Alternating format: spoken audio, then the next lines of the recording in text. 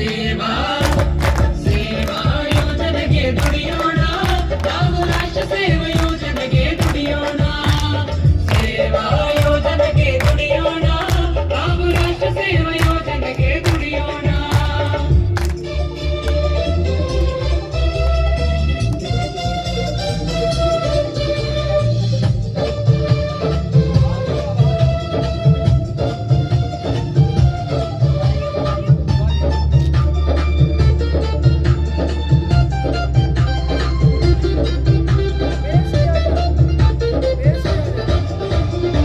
ಕಾಯಕವೇ ಕೈಲಾಸ ಬೆವರ ಹರಿಸುವ, ಭಾರತೀಯ ಪರಂಪರೆಗೆ ಗೌರವ ತರುವ.